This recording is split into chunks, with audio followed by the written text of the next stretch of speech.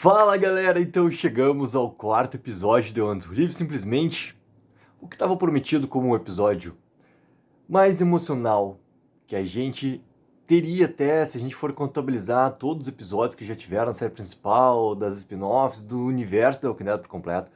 E realmente ele é exatamente isso, o que era a promessa colocada pelos críticos que tinham assistido do primeiro ao quarto episódio e tudo mais.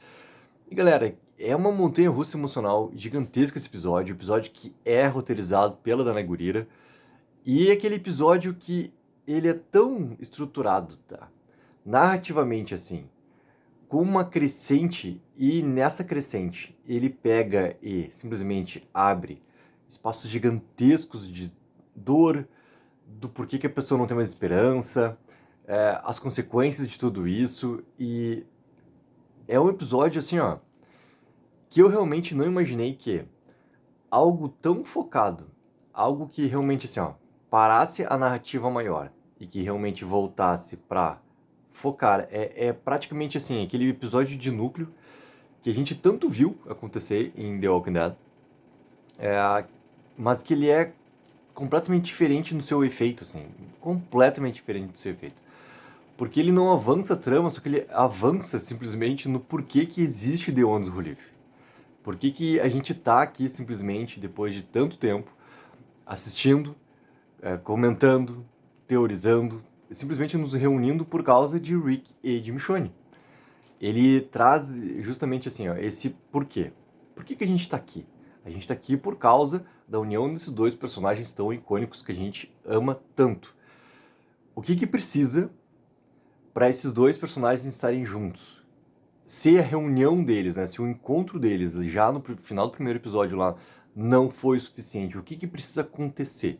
E esse acontecimento, ele não pode ser um acontecimento externo, porque esse externo é literalmente tudo que está acontecendo nessa história. É o CRM, é a vingança, é tudo mais, assim.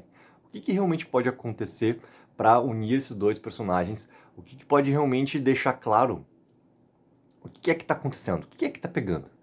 Né? O ato final do episódio, quando tá os dois, pós toda a sequência, né?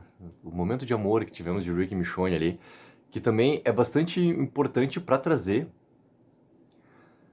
essas dores todas que acontecem, não só no Rick, mas na Michonne também. Porque quando a Michonne começa a colocar lá sobre o shopping, tá? E galera, aqui eu vou falar completamente cortado, picotado sobre os eventos do episódio, porque ele é um evento único entre Rick e Michonne. Ele é completamente diferente esse episódio. Quando ela começa a contar, né, sobre o ataque, sobre ela e o Neto terem ficado no shopping se recuperando, e naquele momento ela não tem mais contato com a Judith, porque a Judith não responde mais às relações do Walk Talk, e é óbvio, né, a gente começa a relacionar o que está acontecendo no universo do Walking Dead, né, então os eventos lá provavelmente já estavam começando a chegar nos eventos de Commonwealth, a gente entende, entendeu? Basicamente assim, que link quer fazer ali, se a gente for pegar a tão complicada, simplesmente, né, questão de linha temporal do nosso universo The Walking Dead. Mas ok, isso é o de menos, assim. O mais importante é o quê? A Michonne, ela não tem menor ideia se a Judith realmente está bem. Então tudo que ela realmente tinha respondido antes pro Rick tem um problema ali, tem uma consequência ali, que ela também coloca para fora essas dores. E aquele momento todo, ele vai, querendo ou não, é, trazendo de volta o ponto que o Rick perde a esperança. E aquele detalhe, pra mim, até passou muito batido no terceiro episódio, do momento onde tem a questão da pintura dos celulares lá do artista, a menção do Cal. A menção do Cal, cara, foi o momento que me quebrou no episódio. Ali me quebrou no episódio. Tudo que tava acontecendo, eu tava gostando demais dessa construção e ao mesmo tempo tu entendendo a desconstrução que aconteceu do tempo que a gente não viu dos personagens, assim. E principalmente, né, do Rick Grimes, porque a Michonne, ela permaneceu sempre com a esperança ativa. E a gente vê no segundo episódio por que essa esperança quase se foi e por que ela permaneceu ativa. E também o que estava se perdendo, né, consumido por causa da vingança toda. A gente entende ali mais claro da Michonne, porque a maneira como o segundo episódio foi, né, apresentado pra gente, ele deixa isso mais objetivo, digamos assim. E como o Rick também, ele sai mais tempo, ele tem outras questões também que envolvem, né, esse ponto, o Cal não foi tão colocado no primeiro episódio, eu adorei dele não ser colocado no primeiro episódio, com essa força, ter tido a pista no terceiro episódio, e agora no quarto ele ter realmente argumentado sobre. Porque isso me deu, quanto espectador, essa quebra por completo.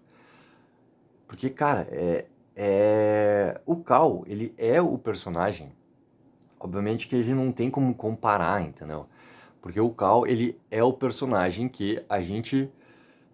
E a gente, eu não vou generalizar, entendeu? Ou a gente, eu tô falando simplesmente muitos, né? E porque eu estou nesse muitos, assim, simplesmente isso. Não entendi até agora por que aconteceu o que aconteceu com o personagem lá na oitava temporada.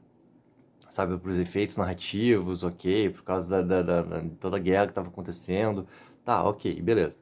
Só que logo depois acontece a saída, né, de Andrew Lincoln, mais um pouco acontece a saída, né, Gurira, entendeu? A gente sabe que nos quadrinhos o Cal permanece até o último segundo, ele termina a história em quadrinhos. Então, sabe, é difícil sim, né? Só que o Cal, ele teve, por diversos momentos, uma importância muito maior do que apenas ser o filho de Rick Grimes, entendeu? Mas muito maior. E ele tenta mostrar muita coisa pro Rick naqueles momentos finais dele ali na série. Ele tenta. E na série vamos traduzir isso pra vida de Rick Grimes, entendeu? Então, sabe, como aquela parte do Cal tá muito presente também, dele caminhando junto com o Rick, Uh, no episódio que o Cal morre, depois no episódio que o Rick sai, aquela imagem dos dois e a maneira como eles colocam agora, né?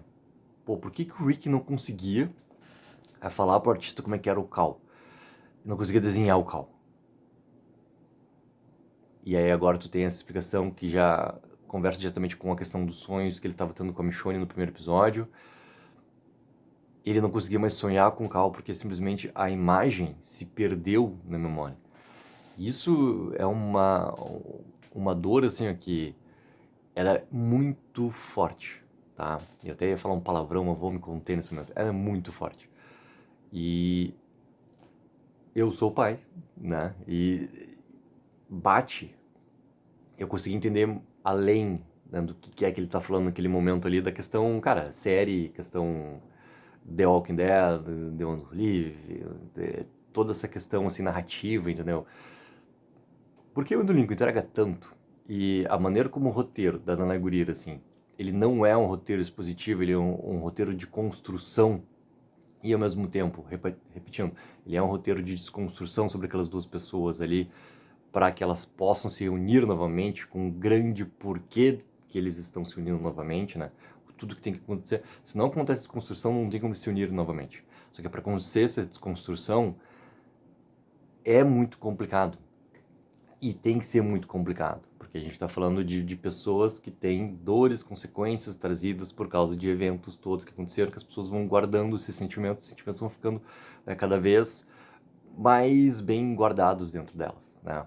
Porque simplesmente não querem trazer isso para fora, porque isso vai trazer uma dor violenta, entendeu? É simplesmente isso, são coisas que nos machucam, cada um tem sua dor, cada um sabe como é que é, né? Independente não existe equivalência em relação à dor, cada pessoa sabe a dor que tem. E isso tudo, naquele momento do Cal, ganha uma importância violenta, assim, porque a gente passa o episódio falando sobre os três, né? A gente começa pela questão do Rick Jr., a questão do Rick não querer saber sobre o seu próprio filho, é tu mexer nessa dor toda. Por isso que tem isso, né?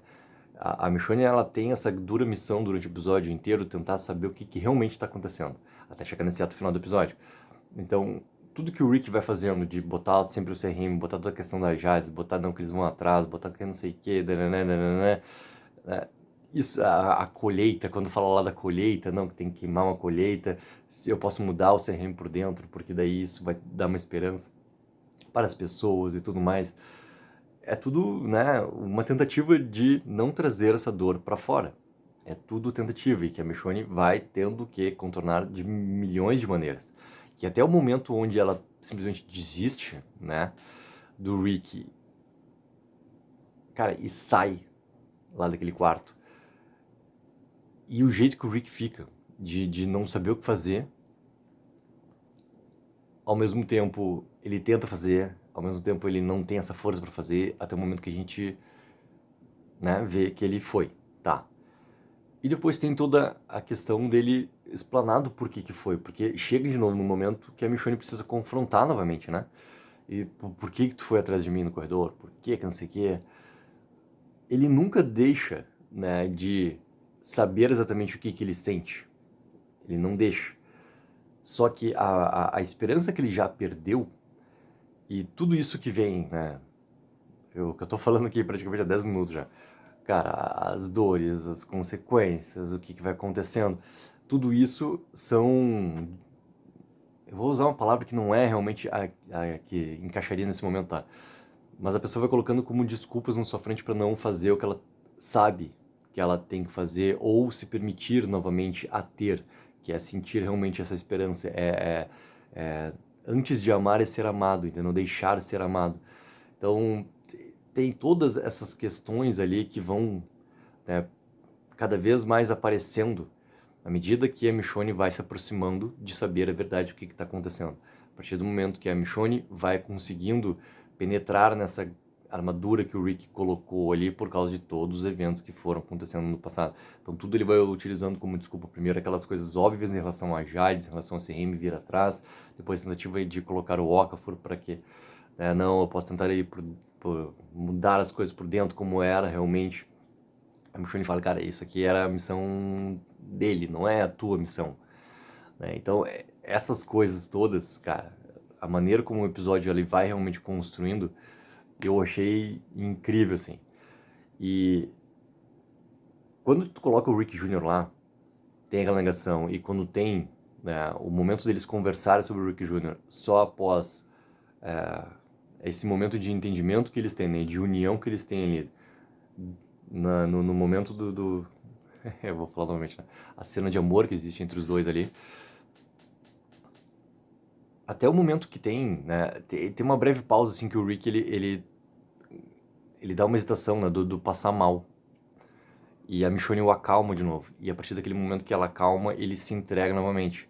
Então, até ali, eles utilizam essa questão no roteiro, né? Até nesse momento onde os dois estão juntos, estão realmente, né, se conectando novamente como eles eram e recuperando muita coisa de quem que eles eram, naquele momento ali tem como se fosse um espaço de fraqueza do Rick ali, que também representa exatamente as mesmas coisas que era quando tinha o diálogo. É a mesma coisa. E daí tem esse momento que a Michonne o reconecta, né? De pegar a mão dele e colocar no coração dela ali, e isso trazer de novo essa conexão entre os dois ali, e essa calma dos dois ali, deles estarem juntos, né? Deles terem se encontrado depois de tanta coisa que aconteceu.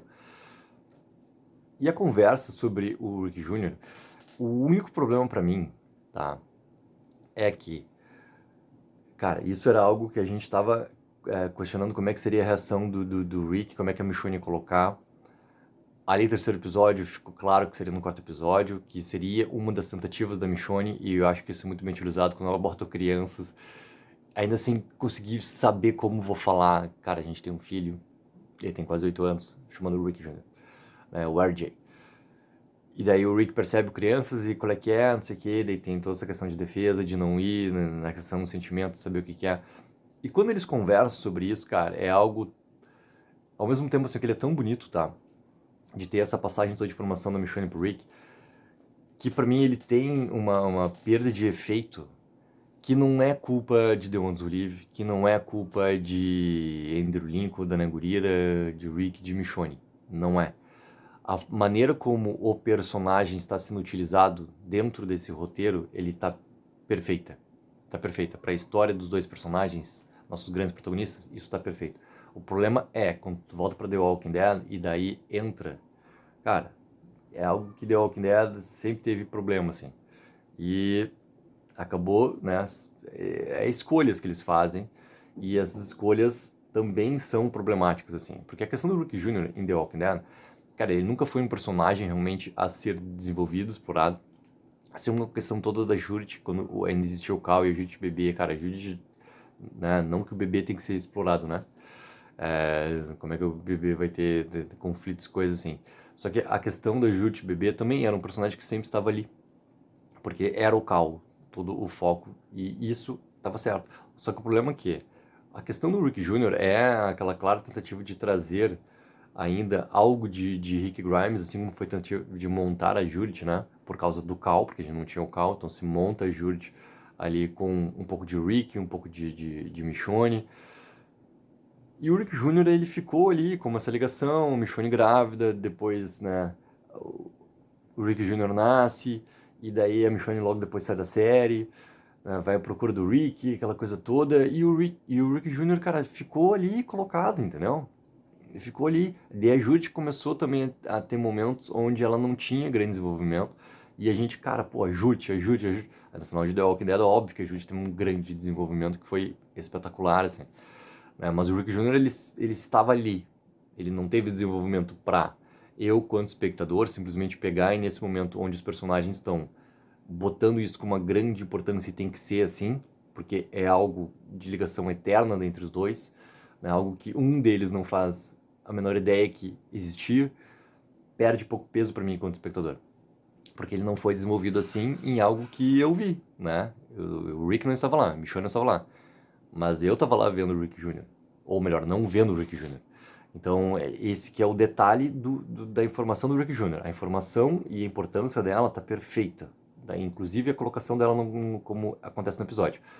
O efeito para mim, enquanto espectador, a ligação minha com o Rick Jr., ela é muito fraca. Ela é uma linhazinha, assim. Porque ele não teve o desenvolvimento em The Walking Dead, sabe? E daí isso não tem, de repetir, não tem nada a ver com Deus o Livre, com Andrew Lincoln, com Danai Gurira. Tem nada a ver, nada a ver. Porque isso é problema da série principal.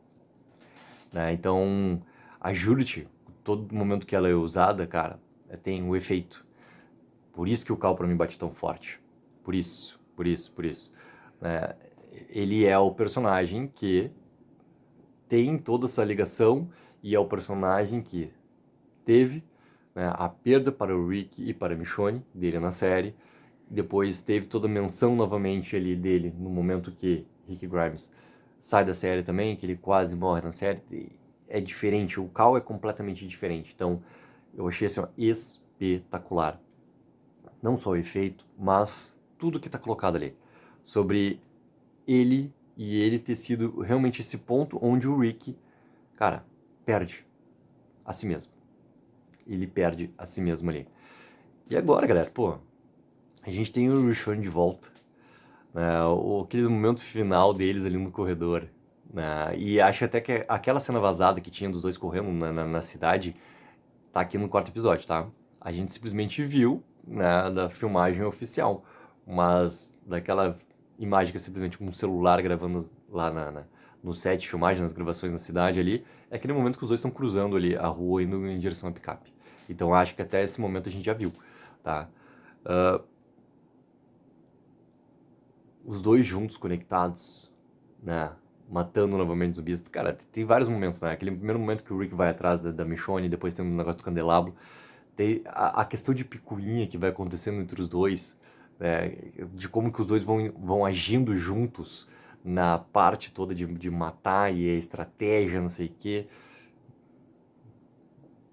É espetacular, cara. É espetacular a gente ver. Porque nós dois, né? Nós todos aqui sabemos também, nós também sabemos do que esses dois podem fazer juntos. Nós sabemos, nós sabemos. E a gente quer isso. A gente quer ver isso, né? Então, é incrível, cara. E a questão da picape, já tá ali montado coisas nessa picape ali também, que já remontam a eventos que vão acontecer aí pra frente, né? E acho que é muito de quinto episódio já. E que isso tudo, galera, né? Não vou falar nada nesse vídeo aqui, vou falar no tudo sobre já o 1x5, nosso querido Become, né? Esse aqui é o What We, a gente tem ainda um Become ali colocado como quinto episódio, que vídeo, galera, que sai agora no meio da tarde. Lembrando que hoje à noite, 21 horas, eu, meu amigo Henrique, seremos reunidos com todos vocês pra gente poder falar tudo abertamente, cara, sobre esse quarto episódio aqui de The Ones Who Live. Tem aquela menção toda ali também que acontece, cara, sobre a questão do passado por causa da cicatriz da Michonne também, que, sabe, são coisas ótimas que a gente vê sendo trazidas, sabe? Essas lacunas sendo preenchidas cada vez mais, assim, porque é algo também importante, né? É algo que não existia antes e é algo que tá existindo agora pela primeira vez na visão do Rick. Cara, é um episódio que traz novamente a esperança de Rick e Michonne ficarem juntos. Mas ficarem juntos não apenas os dois juntos, é voltarem juntos, é se reunirem com todos com que eles amam, assim. E pra mim ele é realmente, eu concordo com o que os críticos falaram. É um dos episódios mais emocionais que a gente teve no universo da Walking Dead. Teve um momento, cara, ah, aquele momento do candelabro que a Michonne fica presa e começa a vir os zumbis. Me bateu muito aquele episódio da oitava temporada, o famoso episódio do cervo lá. Cara, é uma diferença de tudo. Não só por causa do contexto do episódio aqui, entendeu? Que o contexto lá, eles eram procurar por comida no meio de toda a batalha que estava acontecendo contra os salvadores, entendeu? É os dois personagens reunidos. Então, o que está construído lá para os dois desenvolverem toda a questão do relacionamento deles, que envolvia, obviamente, todas as outras questões junto, e daí uma situação em perigo, né, para um dos personagens, e aqui tu vê toda a questão que envolve os dois juntos, a questão toda que envolve, né, o todo, uma situação em perigo, e é bizarro, bizarro, bizarro, bizarro como aquele episódio lá, ele é cara, um dos piores momentos que a gente teve na oitava temporada, tirando o momento, assim, de, pô, legal ver Rick e Michonne juntos, mas, cara, é um episódio muito mal construído, que chega aquela coisa horrível que era toda aquela questão do cervo, da montanha-russa, horrível. Tanto que eu ia fazer um vídeo com os 10 melhores episódios de Rick e Michonne juntos, cara, e eu desisti de fazer quando eu vi que aquele episódio estava na lista, assim. Porque não tem como. Não tem como dizer que aquele episódio lá, ele realmente funciona bem, entendeu? Não tem. O episódio em si, não tem. Não tem. E aqui, como tudo estruturalmente é completamente diferente, cara. É completamente diferente. E os entendimentos, essas quebras que são puramente desenvolvimento de personagem, para que a relação ela aconteça ou não aconteça, que ela vá ou não vá para frente. A desconstrução desses personagens também, porque eles precisam trazer e abrir completamente suas dores, né, como consequências do que eles viveram, do que eles passaram, do que eles realmente estão sentindo, o quanto que é difícil colocar para fora essas coisas todas. Cara, que episódio. Que episódio. E acho que o universo da Walking Dead tava precisando de um episódio assim, tão bem estruturado para conseguir colocar todos os elementos funcionarem. E galera, esse episódio aqui, ó, escrito pela Dana Gurira, esperem o M desse ano. O M desse ano, porque como o episódio tá saindo antes de junho ou julho, acho que é o limite que existe para o episódio poder concorrer, poder estar apto a concorrer a uma indicação pro M e tudo mais. Cara, esse episódio, pra mim, vai ser o episódio de Ondas Live, que vai estar colocadinho lá como melhor roteiro. Melhor roteiro. Porque tudo dentro dele ali funciona perfeitamente bem nessa estrutura toda e traz muito peso de todo esse drama de sobrevivência que é cara, o mote de The Walking Dead. É o mote de The Walking Dead.